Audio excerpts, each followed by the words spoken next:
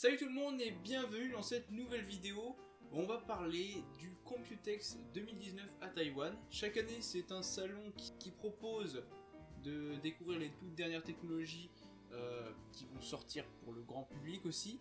Et c'est contrairement par exemple au CES de Las Vegas où là on nous annonce des trucs incroyables mais qu'on n'aura jamais. Là c'est vraiment du concret. Cette année il y a eu beaucoup de processeurs. Alors on a eu des processeurs de la marque Qualcomm et Mediatek, donc des processeurs ARM pour du mobile et pour du PC et du PC Windows. Mais je vais m'attarder dans cette vidéo sur Intel et AMD qui ont fait des grosses annonces. Alors surtout AMD qui ont vraiment fait des super annonces et Intel qui ont vraiment là aussi bien décollé.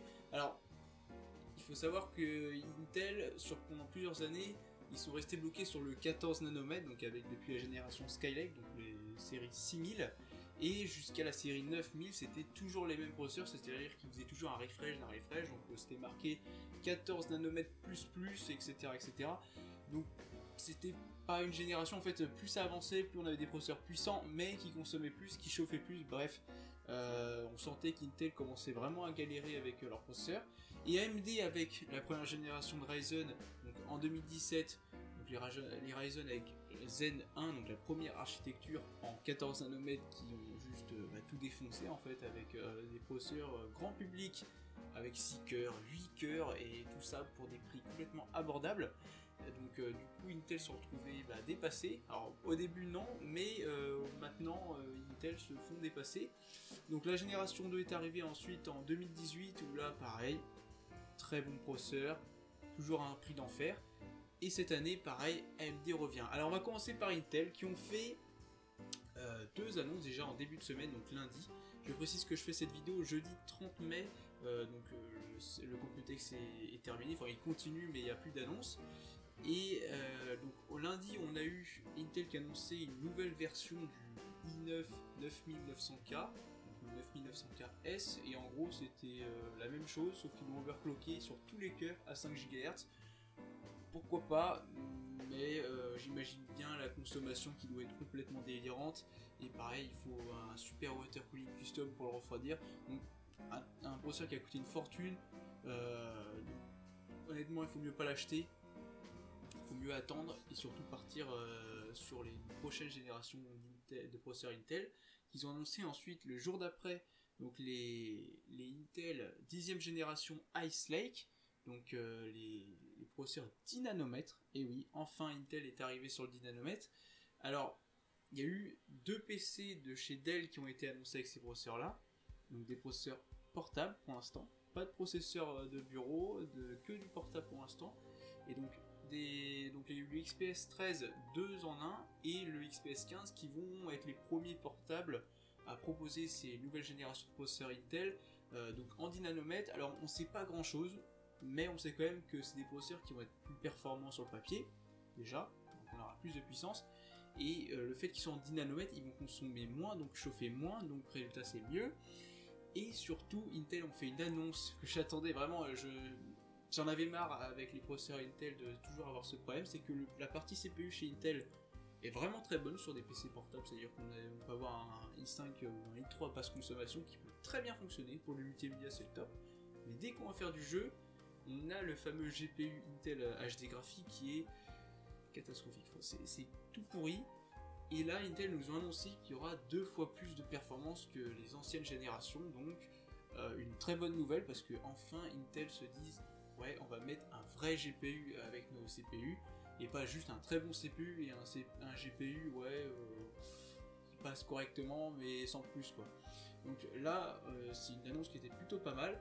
On sait pas les prix, ils vont sortir fin 2019 et ensuite les processeurs bureau on ne sait pas encore qu'ils vont arriver, on ne sait pas ce que ça va donner, mais 2020 c'est sûr il y aura les nouvelles générations de i7, de i5 pour bureau en 10 nanomètres, donc je suis pressé de savoir ce que ça va donner et de voir ce que ça va donner déjà avec les nouveaux GPU sur des PC portables parce que là ça risque d'être très intéressant.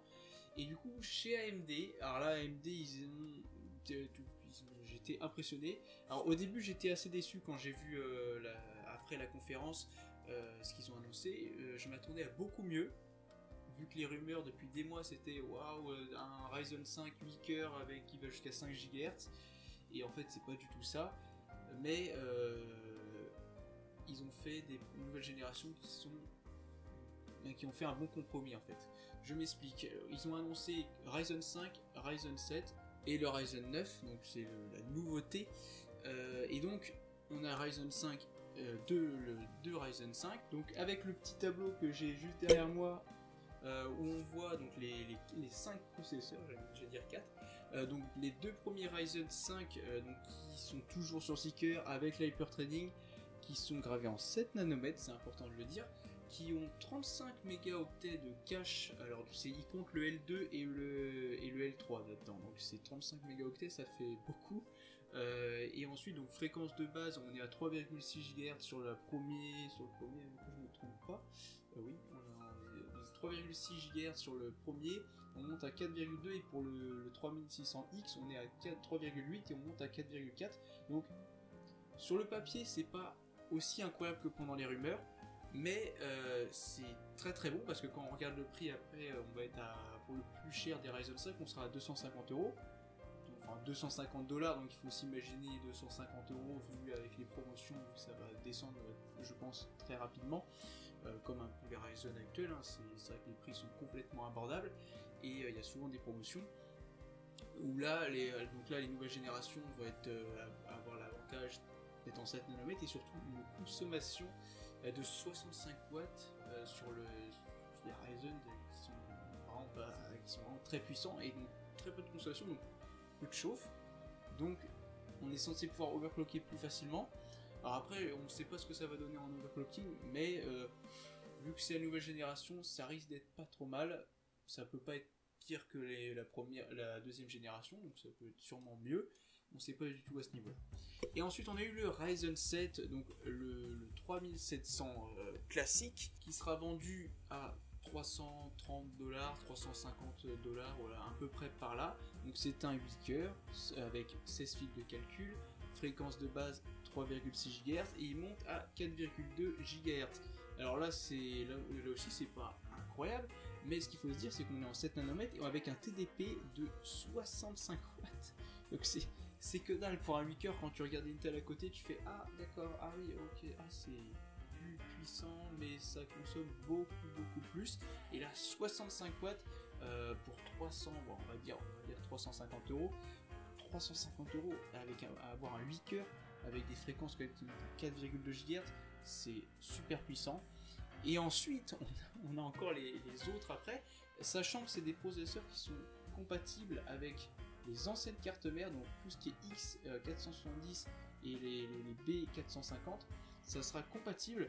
Par contre, les anciennes générations, donc c'est-à-dire que les premières, les X370 et les B350, et encore plus en dessous les A, je sais plus après le chipset, il faudra voir, parce que AMD n'ont pas confirmé, c'est-à-dire qu'en fait les marques peuvent mettre à jour le BIOS pour rendre compatible les nouvelles générations de Ryzen, ou pas du tout mettre à jour et juste laisser comme c'est.